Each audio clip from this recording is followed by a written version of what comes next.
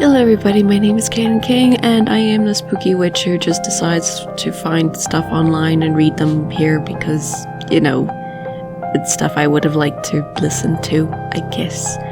I don't know where I'm going with this. My point is, if you've got if you have any stories that you'd like to share with me of your own, you can submit them in this channel subreddit page with the link down below in the description. But in the meantime, please enjoy the video.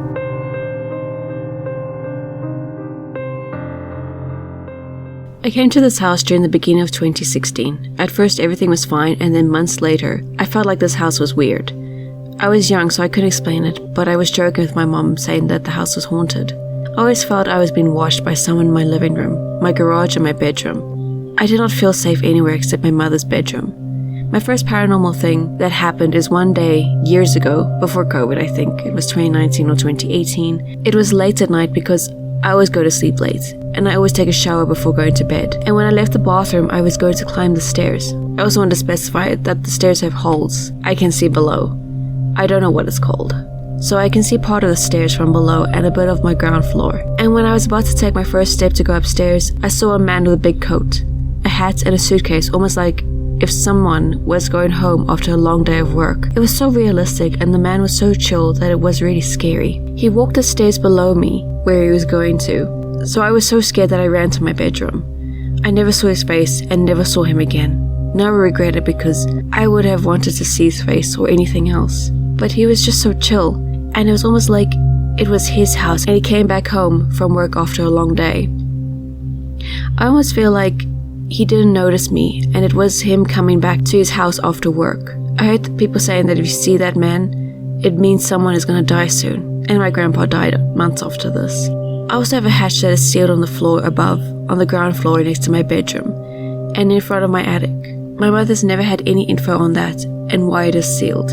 Also had recently my door of my garage unlocked and opened when she said it was locked. My mom thinks she forgot to lock it, but trust me, she never does. During the summer, a lot of things were found dead in front of the bed of my mother in her bedroom. It was not just one, it happened a lot of times, but then it stopped. She was never stung by one of them. She just woke up and every day for a couple of days she found dead stings. Doors, windows were locked and no holes in the walls. The people living in this house before were an old couple, but none of them died there. I also remember having a cold wind in my shower, on my body with a shiver when my door and windows were locked, and it happens a couple of times and then one recently. I also had a dream with my teddy bear and I think he is haunted. So in my dream, I was in an old house. It was my house that I shared with my mom and my sister. And we decided to pack stuff to throw away. We went to the attic with my mom and there were old toys. Old dolls, porcelain, mid-1900s, and teddy bears. And I said to my mom, we'll sort them out and throw them away. And I was looking to my left and saw a teddy bear and his head is turning towards me. I was scared and then all the toys jumped on me and my mother and I woke up terrified. That's not the only thing I want to share. I have the same teddy bear that I had a dream of in real life. I saw it months ago in a store and I really liked him, so I decided to buy it online from the same company. But even if I find him really cute, I always had bad vibes since I had him. Firstly, when I was on my computer and he was on my bed, I always felt like something was watching me. I never had that feeling before, even with my other dolls, because I have also dolls. And I couldn't sleep with him in my bed, so I was scared that days later receiving him, I put him in my attic. So it is related that I got attacked in an attic by the same teddy bear in my dream. The same teddy bear is currently in my actual attic, so it's almost like it means something. Also, I want to mention that the house in my dream has two identical rooms of my real house, the ground floor and living room. If someone can help me with this and have any advices or anything else, I would love to hear from you.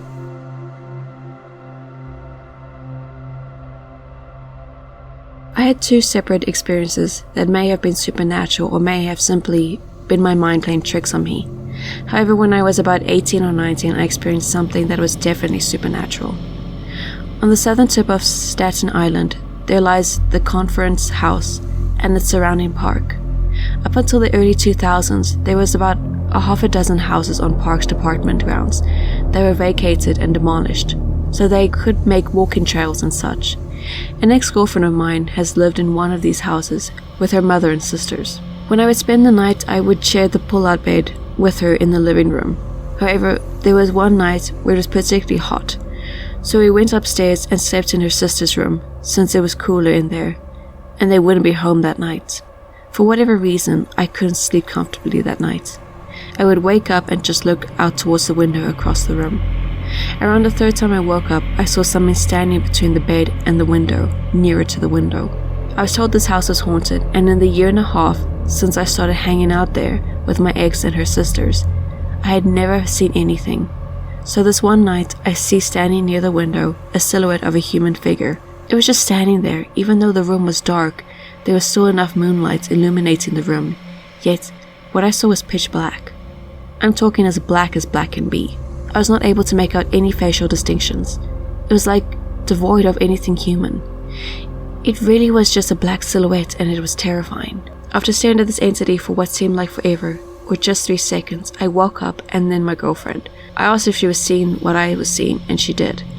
I quickly asked, what should we do? And she said we should just go downstairs, to which all I could say was, okay. Luckily, the door to the hallway was about 2 feet away from the bed on her side. After she got up, I quickly followed. Instead of getting up on my side, which would have placed me between the foot of the bed and the entity, I rolled across the bed and hurried on my way out there, never looking back. That was the one and only time I ever experienced anything in that house. But that moment has stayed with me for nearly 20 years. Even though those houses were demolished in the early 2000s, I don't dare walk down that block at night. Well, technically, that was my third experience. My first and second experiences were in my childhood home. That house was a 2-family home. My grandparents lived there with us, just for context. The first experience, I was about 8 and I woke up and saw my grandfather standing next to my bed, with his hand extended to shake my hand, which is sort of our thing since I was his little buddy. His eyes were open wide, and as I extended my hand to shake his, it went through him, and that's when I panicked and rolled over and hid under the covers. I wrote that off as perhaps my mind playing tricks on me. The second experience was similar to the story I just mentioned. I was about 13 and it was summer vacation, and I remember taking a nap, and like before, I saw a family member standing over my bed with their eyes opened really wide, and it gave me flashbacks to when I was younger. I knew this wasn't my sister who was standing next to my bed, but like before, I buried myself under the covers until I left my room in 10 minutes and confronted my sister. She said she wasn't in my room, which I believed. Those 2 experiences I just write off as my mind playing tricks on me because of how illogical they are.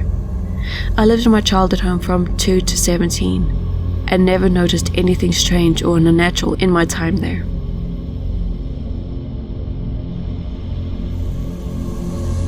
My ex-wife thought she was a psychic or had some kind of clairvoyance or paranormal abilities.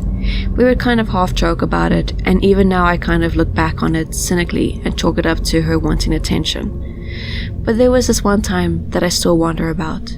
Charlie had never met her great-grandfather. She had heard a lot of stories about him though. He was a tall, angry man that always wore a 3-piece suit and loved to beat his wife and children. He was by all accounts a mean, violent alcoholic. He died destitute and was reported to be buried in a particular cemetery in a nearby city. Being a fan of cemeteries, we would visit them frequently, often take photographs or just to explore and memento mori. One afternoon, we were exploring a large cemetery across the street from the cemetery where her great-grandfather was supposed to be. She had often talked about trying to find his grave, but no one seemed to know where he was. I believed we had gone looking a few times but came up empty-handed. As we were driving slowly through the other cemetery, across the street from where he was reportedly buried, Charlie, who was looking out the passenger window, suddenly yelled out, "Stop! Stop the car!" I stomped the brake, and she undid her seatbelt, opened the door and walked hurriedly into an area dense with headstones. I watched her walk in about 20 feet and then stop. She was staring at a headstone. I put the car in park and got out and walked over to join her. There was his grave. He was buried next to a friend or a distant relative in the other half of a double plot.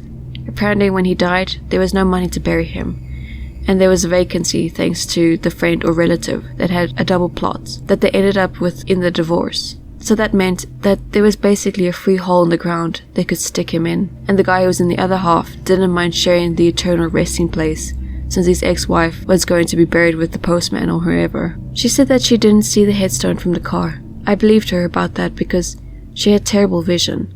Uncorrected, her left eye was so bad that she couldn't recognize my face across the restaurant table if she covered her right eye. She hated wearing glasses, so she rarely did if anyone was around. She said that she just had a feeling. I couldn't see the name on his headstone from the road, and my vision was excellent at the time.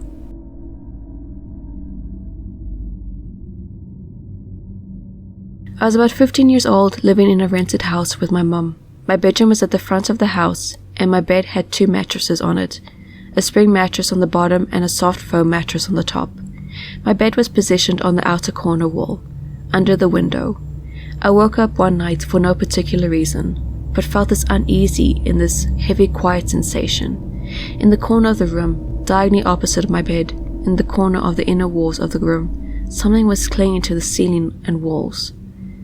It was almost completely transparent, but the light distorted around the curvatures and edges of its form. It was humanoid in shape but devoid of features.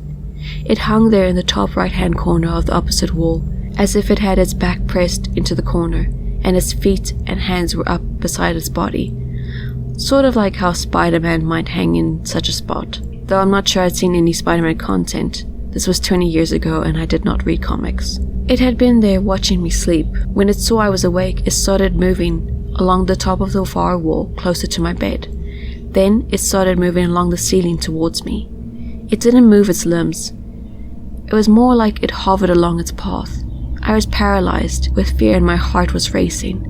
This thing came across the ceiling until it was directly above me, and then slowly descended over me, and my mattress sunk down with the weight of it, where its limbs pressed down into the mattress on both sides of me, as if it was on all fours leaning down into my face. All I could do was squeeze my eyes shut and turn my face away, screaming in my head over and over again for this thing to go away. Only a few moments later, everything returned to normal. I heard ambient sound returned, whereas from the nearby ocean and the wind outside. I could pull my blanket up, so it mustn't have been on my bed anymore. Without even opening my eyes, I didn't want to see if it was still there. I pulled the blanket up over my head and stayed there under the blanket. My mom's cat, who doesn't like me, came and hopped up onto my bed and lay down on my chest to sleep, which was unusual. This bears a lot of hallmarks of sleep paralysis, and as an adult, I found out my brother suffered with sleep paralysis a lot as a child, but didn't know what was happening. This whole experience was extremely vivid and malevolent though, and to this day, it's kept me guessing about what happened that night. It's been 20 years.